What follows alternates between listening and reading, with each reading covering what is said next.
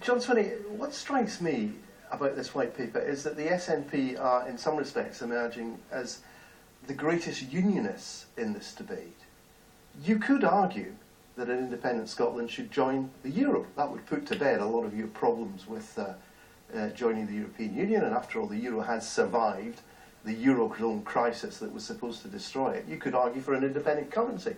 But so important is it to you that we keep the pound that you've handed the initiative to your political opponents, who will consistently say right up to the independence referendum, no, we do not agree to a currency union, or we think it's unlikely we would agree to a currency union. It's as if you don't have, when it comes down to it, the courage of your own convictions. You don't really believe that Scotland could take a different path on the really important stuff other than becoming independent and immediately hitching itself to the UK.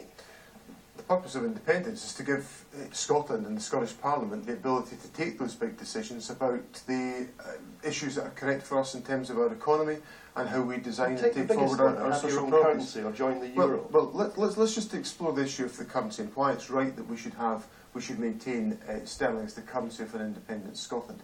The principal reason for me is the fact that we have a significant amount of trade that goes from Scottish companies south of the border and from companies south of the border back into Scotland. About £60 billion per annum in trade goes across the border. Well, why can't we have an independent currency? And what I want to do is I want to make that process of business transaction as efficient and as effective as possible to protect employment here. There's a very easy way to do what you're suggesting, which is to vote no and stay part of the UK. I mean, if you want an independent Scotland, why not have the courage of your convictions? Well, of course there might be initial difficulties, but surely that's partly the point of independence is to get over them. If you vote no, Gordon, what you fail to open up is the opportunity to take different economic decisions on behalf of the people of Scotland. Do you imagine the rest of the country going to let you join a Eurozone, a sterling zone and not put any conditions on it? We would be able to take as an independent country.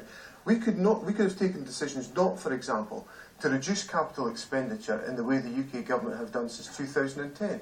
We could have invested instead in the construction industry in Scotland, in building the infrastructure of Scotland, and making sure the economy was more vibrant. You can do all that with an independent currency, or as part of the Eurozone. But my point, Gordon, is that these things come linked together.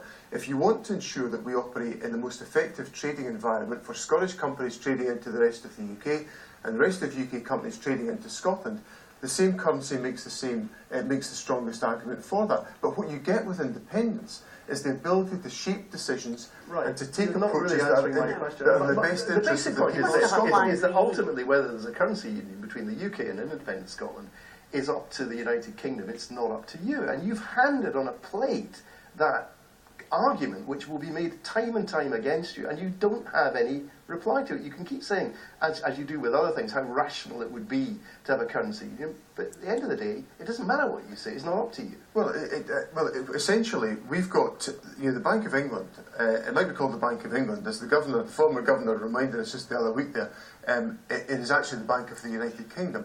We have a stake in that bank. It is to operate on our behalf as part of the United Kingdom. So when it comes to the process of independence, that's part of the assets of the United Kingdom. We've got a stake in that as an institution and as an organisation and as a currency.